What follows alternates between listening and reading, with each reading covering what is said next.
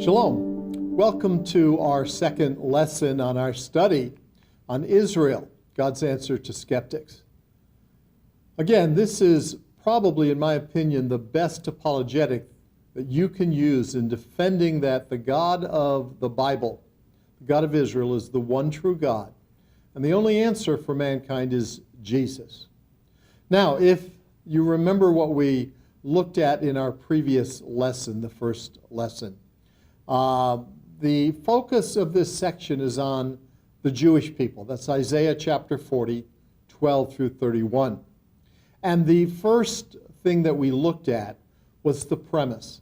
The premise is that God is omnipotent, all-powerful, omniscient, all-knowing, and omnipresent, everywhere.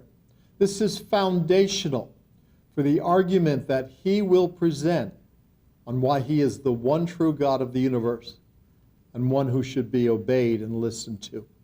Well, the final 6 thoughts that we're going to look at in this chapter, in chapter 40 and verses 12 through 31, are the problem, the proposition, the puzzle, the politicians, the plan, and the power. But again, remember, the focus is to the Jewish people. And the premise is that God is omniscient, omnipotent, and omnipresent. The problem they had at this time was idolatry. Verses 19 and 20 tell us, "The workman melts a graven image, and the goldsmith spreadeth over with gold and casteth silver chains. He that is so impoverished that he had no oblation chooseth a tree that will not rot. He seeks unto him a cunning workman to prepare a graven image that shall not be moved."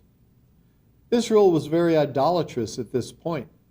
The Jewish people were following after false gods. They had left the God of Israel. This was a big problem in the life of Israel, in the life of the Jewish people who followed after other gods.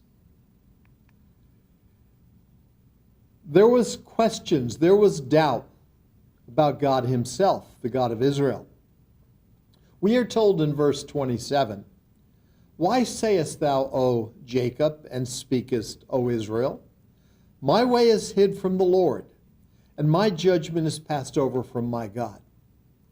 The people questioned whether the God of Israel had any idea what they believed, what they were doing. They questioned whether God would even judge them for their idolatrous behavior, their sinful ways. Well, we know they were erroneous in that. But they had doubts about the God of Israel and who he really is.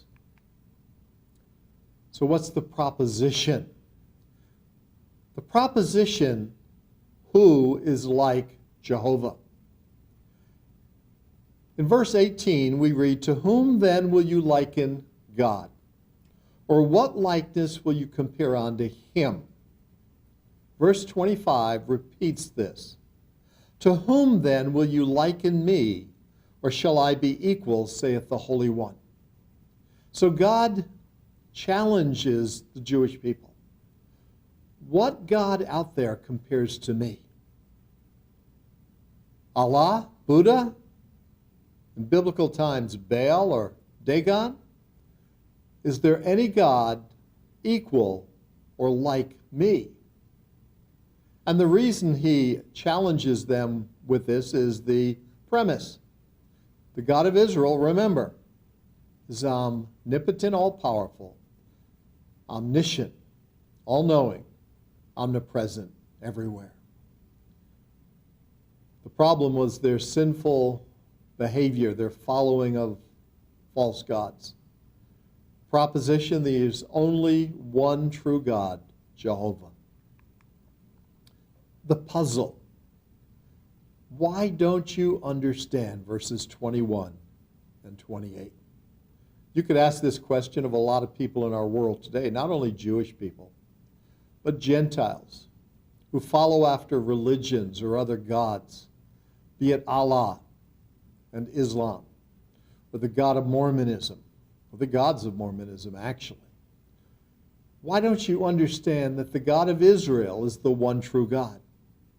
So the question is asked, have you not known? Have you not heard? Hath it not been told you from the beginning? Have you not understood from the foundations of the earth? And so God asked the Jewish people, you've known, in other words, he's saying, you've heard. You've been told from the very beginning, I called you into existence as a nation. And literally from the foundations of the earth, I revealed myself to the world, but uniquely to you, the Jewish people. And then in verse 28, hast thou not known? Hast thou not heard that the everlasting God, the Lord, the creator of the end of the earth, faints not, neither is weary, there is no searching of his understanding. And so the puzzle.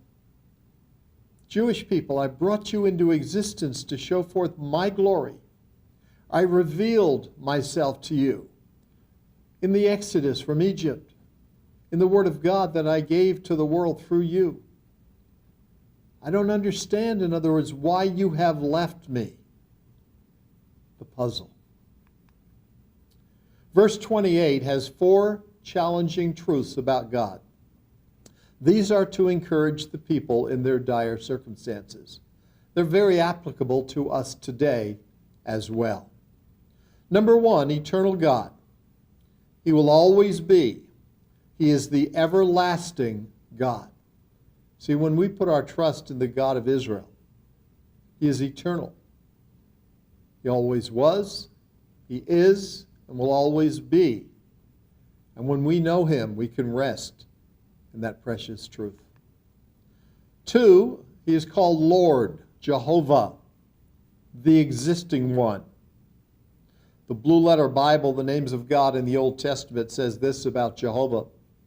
Jehovah is translated as the existing one, or Lord. The chief meaning of Jehovah is derived from the Hebrew word hava, meaning to be or to exist. It also suggests to become, or specifically to become known. This denotes a God who reveals himself unceasingly. He is omnipresent. He wants us to know him. He constantly reveals himself to the world. The third point is he is creator. He is omnipotent. He's the creator of the ends of the earth, as that verse tells us. And the fourth point, he knows of every circumstance. There is no searching of his understanding. He is omniscient.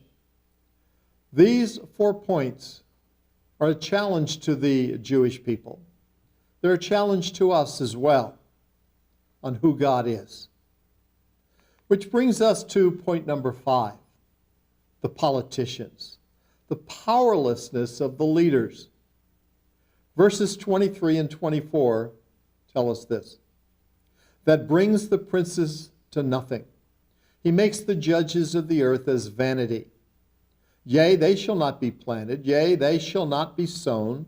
Yea, their stock shall not take root in the earth. And he shall also blow upon them, and they shall wither, and the whirlwind shall take them away as stubble. The challenge to Israel here is the politicians are not the answer. Political systems are not the answer. That is certainly true for us today, and it has been throughout history. Don't put your trust in politicians. Don't put your trust in any political party. They are powerless. They are vanity. They are as nothing. The only answer is in the God of Israel. The sixth point is the plan, which is a challenge by God to the people. That challenge, focus on God, who is the creator of the universe. Verse 26 tells us this, lift up your eyes on high and behold, who hath created these things, that brings out their hosts by number. He calls them all by names, by the greatness of his might, for that he is strong in power. Not one fails. The plan, the challenge, lift up your eyes and behold the Creator. Turn away from the false gods. Turn away from the politicians, the political systems. Turn to the God of Israel. He is the Creator of the universe. And finally, the power. God's power is present for His people. Verses 29 and 30. He gives power to the faint, and to them that have no might He increaseth strength.